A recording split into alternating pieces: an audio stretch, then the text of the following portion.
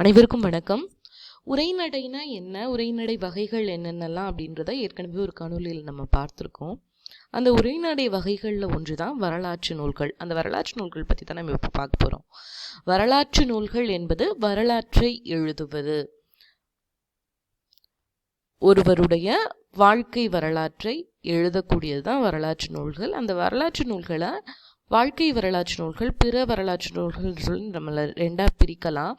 அதாவது ஒரு மனிதரின் வாழ்க்கையை பேசுவது அல்லது வாழ்க்கை அல்லாத சில விஷயங்களை பேசக்கூடியது. அதாவது ஒரு நாட்டோட வரலாறு பேசுவது. இப்போ நம்ம மொழி வரலாறு இருக்குது, தமிழ் இலக்கிய வரலாறு படிக்கிறோம். இந்த மாதிரியான பிற வரலாறுகள், ஒரு மனிதனின் வாழ்க்கை வரலாறாக இல்லாமல் பிற வரலாறுகள், ஒரு கண்டுபிடிப்பு இருக்குன்னா அந்த கண்டுபிடிப்போட வரலாற்றை பற்றி பேசுகிறோம். ஒரு ஊர் எப்படி வளர்ந்து வந்ததுன்ற வரலாற்றை பற்றி பேசுகிறோம். இந்த மாதிரி ஆன விஷயங்கள் எல்லாமே பிற வரலாற்றில் அடங்கும். இதில் நம்ம பார்க்க போகிறது வாழ்க்கை வரலாற்று நூல்கள் பற்றி தான். வாழ்க்கை வரலாற்று இலக்கியங்கள் என்னென்னலாம் இருக்குது அப்படின்றது தான். வாழ்க்கை வரலாற்று இலக்கியங்கள் அப்படின்னு எடுத்துட்டோன்னா அதை தன் வரலாறு, பிறர் வரலாறு அப்படின்னு சொல்லி இரண்டாக பிரிக்கலாம். தன் வரலாறு என்பதை சுயசரிதை அப்படின்னு சொல்கிறோம் இல்லையா? அந்த தன் வரலாற்று நூல்கள் தன்னுடைய வாழ்க்கை வரலாற்றை தானே எழுதுவது. ஒருவருடைய வாழ்க்கையை யாரோ, அவர் அல்லாமல் வேறு யாரோ அவருடைய வாழ்க்கையை உள்ளிருந்து பார்த்தோ இல்லை அவருடைய படைப்புகள் மூலமாகவோ பிற விஷயங்கள் மூலமாக, அவரை அறிந்தவர்கள் மூலமாக அவருடைய வரலாற்றை கேட்டு எழுதுவது. இதுதான் இரண்டு வகையான வரலாறு, வாழ்க்கை வரலாறு அப்படின்னு சொல்லி சொல்லலாம். வாழ்க்கை வரலாற்றை எழுதக்கூடிய இலக்கியங்களை ஒருவர் தானே எழுதலாம் அல்லது வேறு ஒருவருடைய வாழ்க்கையை பதிவு செய்யலாம் இலக்கியங்களில். இந்த வாழ்க்கை வரலாற்று இலக்கியம் அப்படின்றது எங்கே தொடங்குது அப்படின்னு பார்த்தோம்னா 18ஆம் நூற்றாண்டு 19ஆம் நூற்றாண்டில் தொடங்குது.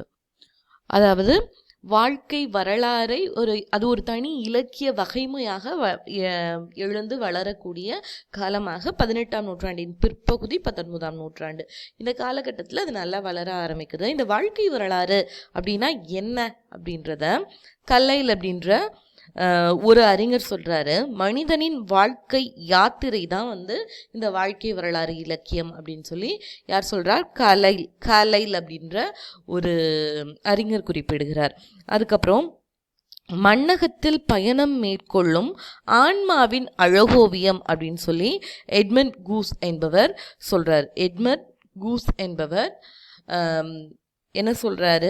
மண்ணகத்தில் பயணம் மேற்கொள்ளக்கூடிய ஆன்மாவின் அழகோவியம் தான் வாழ்க்கை வரலாறு அப்படின்னு சொல்லி சொல்றாரு. ஏற்கனவே பார்த்த மாதிரி இந்த வாழ்க்கை வரலாறு இரண்டு வகையாக இருக்கிறது. ஒருவர் தன்னுடைய வாழ்க்கையை தானே பதிவு செய்வது, இன்னொருத்தர் பதிவு செய்வது அப்படின்றது. இந்த தன் வரலாற்று இலக்கியமும் காப்பியங்களும் அப்படின்றதுல நான் என்ன பேசுறேன் அப்படின்னா, அதாவது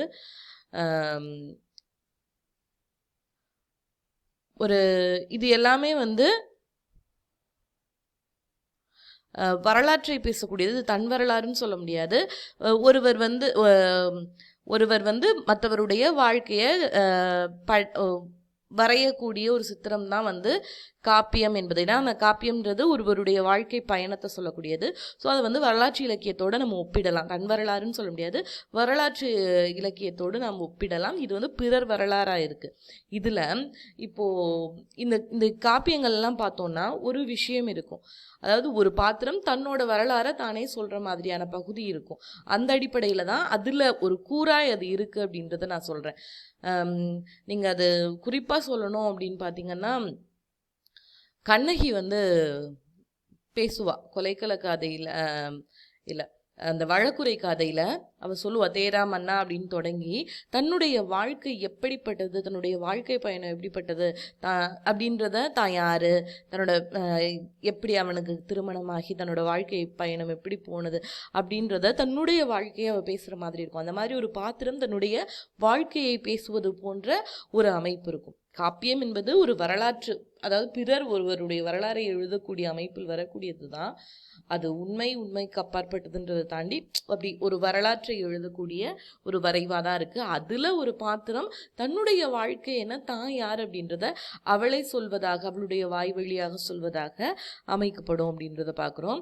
இந்த வாழ்க்கை வரலாற்று நூல்களோட முன்னோடிகள் அப்படின்னு நம்ம பார்த்தோம்னா ஆனந்தரங்கம் பிள்ளை நாட்குறிப்பு, வினோத ரசமஞ்சரி, புலவர் புராணம், தமிழ் நாவலர் சரிதை, குரு பரம்பரை பிரபாவம், செய்தொண்டர் புராணம், இது எல்லாமே முன்னோடிகள். இதெல்லாமே வாழ்க்கை வரலாறு அப்படின்ற ஒரு உரைநடை வடிவம் தோன்றுவதற்கு முன்னோடியாக இருந்தவை அப்படின்னு சொல்லலாம். முன்னோடி தான் இதெல்லாம் வாழ்க்கை வரலாற்று நூல் நேரடியாக சொல்றதை விட இது எல்லாமே ஒரு வாழ்க்கை வரலாற்று நூல்கள் தோன்றுவதற்கு ஒரு தொடக்க புள்ளியாக அமைந்தவை அப்படின்னு சொல்லலாம். நான் சொன்னேன் இல்லையா, சுயசரிதையாக அமையக்கூடியது. இந்த சிலப்பதிகாரத்தில் கண்ணகி தன்னுடைய வரலாறை எடுத்துரைக்கக்கூடிய அமைப்பில் இருக்கக்கூடியது. அந்த ஒரு வாழ்க்கை வரலாறுனா என்ன, அதாவது ஒருத்தர் தன்னோட வரலாறை சொல்வது, ஒருவர் தன்னுடைய வரலாறை தானே சொல்வது எப்படி அப்படின்ற அமைப்பில் தான் அது அமையும். அதில் அவ சொல்கிறா, தன்னுடைய முன்னோரை பற்றி சொல்கிறா. அதுக்கப்புறம் அவள் கடைசியில் சொல்லுவா நான் யார் அப்படின்றத. ஏசா சிறப்பின் இசை விலங்கு பெருங்குடி மாசாத்து வணிகன் மகனை ஆகி வாழ்தல் வேண்டி ஊழ்வினை துறப்ப சூழ்கடல் மன்னா நின்னகர் புகுந்தீங்கு என்கால் சிலம்பு பகர்தல் வேண்டி நின்பால் கொலைக்கலப்பட்ட கோவலன் மனைவியான் அப்படின்னு சொல்லி அவ சொல்லுவா. அப்படி தன்னுடைய முன்னோர் யாரு, தான் யாரு, தன்னுடைய நான் எப்படி பிறந்து வளர்ந்தோம் அப்படின்ற தன்னுடைய வரலாறை ஒரு பாத்திரம் அவரே சொல்லக்கூடியது, அந்த அமைப்பில் அமையக்கூடியது தான் சுயசரிதை என்பது. இது நான் ஒரு சான்றாக தான் சொல்கிறேன். இது ஒரு சுயசரிதை படைப்புன்னு சொல்லலை. சுயசரிதை அப்படின்றது எந்த அமைப்பில் இருக்கும் அப்படின்றதுக்காக சொல்கிறேன். சரி, இப்போ தன் வரலாற்று நூல்களில் குறிப்பிடத்தகுந்த இலக்கியங்கள் எதெல்லாம் அப்படின்னு பார்த்தோம்னா பாரதியாருடைய சுயசரிதை அப்படின்ற அந்த படைப்பு, அந்த கவிதை வடிவில் இருக்கக்கூடிய படைப்பு. இது உரைநடை வடிவில் அமையக்கூடியது அல்ல, கவிதை வடிவில் அமையக்கூடியது. அடுத்து திரு கல்யாண சுந்தரனுடைய வாழ்க்கை குறிப்புகள், உவேசாவுடைய என் சரித்திரம், நாமக்கல் கவிஞருடைய என் கதை, ஏவி மெய்யப்ப செட்டியாரின் எனது வாழ்க்கை அனுபவங்கள், கலைஞர் மு கருணாநிதியின் நெஞ்சுக்கு நீதி, அதுக்கப்புறம் எம்ஜிஆருடைய நான் ஏன் பிறந்தேன், கண்ணதாசனுடைய மனவாசம், அதே மாதிரி கண்ணதாசனுடைய வனவாசம், வைரமுத்துடைய இதுவரை நான், சிசு செல்லப்பாவுடைய சிந்தாநதி, ஹெச்.ஏ. கிருஷ்ணபிள்ளையுடைய தன் வரலாறு, அதுக்கப்புறம் அப்துல் கலாம் அருண் திவாரி இணைந்து எழுதிய அக்னி சிறகுகள், பாலகுமரனுடைய அது அப்துல் கலாமோட வாழ்க்கை வரலாறு சொல்லக்கூடியது தான். அடுத்து பாலகுமரனுடைய முன்கதை சுரக்கம், முத்துக்குமாருடைய பாலகாண்டம், கலாப்ரியாவுடைய உருள் பெரும் தேர், ரேவதியுடைய வெள்ளை மொழி, குலச்சல் மு யூசுஃபுடைய நளினி ஜமீலா. இது ஒரு மொழிபெயர்ப்பு, அதாவது மொழிபெயர்த்து தமிழில் எழுதினவர் நளினி ஜமீலா, அவங்களோட வரலாறை எழுதினது. அதை மொழிபெயர்த்து குலச்சல் மு யூசுப் எழுதியிருப்பார். இது எல்லாமே தன் வரலாற்று நூல்களுக்கான சான்றுகள், தன் வரலாற்று இலக்கியங்கள். இது வரைக்கும் நமக்கு வந்திருக்கக்கூடிய உரைநடை இலக்கியங்களை குறிப்பிடத்தகுந்தவை. அடுத்து நம்ம பார்க்கக்கூடியது பிறர் வரலாற்று நூல்கள்.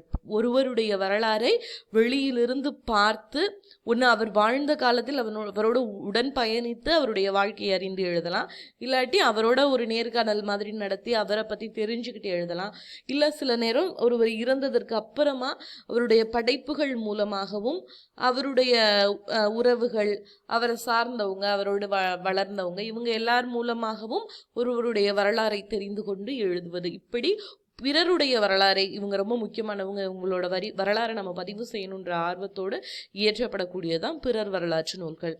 இதில் குறிப்பிடத்தகுந்தவை அப்படின்னு பார்த்தோம்னா மறைமலை அடிகளுடைய சோமசுந்தர நாயக்கர், மாப்போ சிவஞானத்தினுடைய கப்பலோட்டிய தமிழன், சோமலேயுடைய சர்தார் வேதரத்னம் பிள்ளை, ராபி சேது பிள்ளையுடைய கால்டுவெல், மு வரதராசனுடைய காந்தியனல், அதே மாதிரி மு வரதராசனுடைய கவிஞர் தாகூர், மாசு சம்பந்தத்தின் திருச்சி விஸ்வநாதம், அதுக்கப்புறம் வை பாலசுந்தரத்துடைய அம்பேத்கர் இவர்களுடைய வரலாறெல்லாம் இவங்க எழுதியிருக்காங்க. அதுக்கப்புறம் மதுசா விமலானந்தம் தாயகம் தந்த நாயகம் அப்படின்ற வரலாற்று நூலை எழுதுறாரு. ரா கருப்பையா வரலாற்று நாயகர் புரட்சி தலைவர் அப்படின்ற வரலாற்று நூலை எழுதுறாரு. அதாவது இதில் வந்து எம்ஜிஆருடைய வரலாறு எழுதுறாரு. அடுத்து கதிரைவேற் பிள்ளை கிளைவ் சரித்திரம், வைரமுத்துவுடைய கவிராஜன் கதை. கவிராஜன் கதை பாரதியாரை பற்றி நிறைய வரலாற்று நூல்கள் வந்திருக்கு. அதில் இது ஒரு கவிராஜன் கதையும் முக்கியமானது. அதுக்கப்புறம் வா ராமசாமியுடைய வழி வழி பாரதி, சோமசுந்தர பாரதியாருடைய பாரதியார் சரித்திரம், வே சுவாமிநாத சர்மாவுடைய காந்தியும் விவேகானந்தரும், இவையெல்லாம் வந்து பிறர் வரலாற்று நூல்களில் குறிப்பிடத்தகுந்த வரலாற்று நூல்கள் அப்படின்னு சொல்லலாம். அதுக்கப்புறம் அரவேந்தனுடைய அவர் அப்படின்றது அரவாணன் பற்றிய ஒரு படைப்பு, அவருடைய வாழ்க்கை வரலாறை பற்றியது. பாண்டியனுடைய பிடல் காஸ்ட்ரோ, சீனிவாசனுடைய காரல் மார்க்ஸ் வாழ்க்கை வரலாறு, இது ஒரு மொழிபெயர்ப்பு நூல் தான்.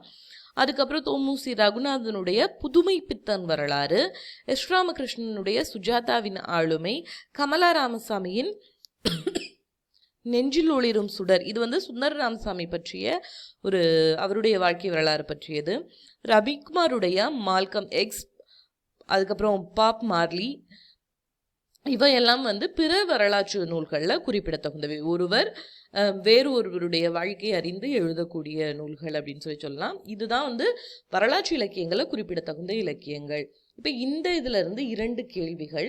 சாகித்ய அகாடமி விருது வென்ற சுயசரிதை நூல் எது? சொல்லின் செல்வரால் இயற்றப்பட்ட வரலாற்று நூல் எது? இந்த 2 வினாக்களுக்கும் விடையை நீங்க வந்து கருத்துரை பகுதியில் தாருங்கள். நன்றி, வாழ்த்துக்கள்.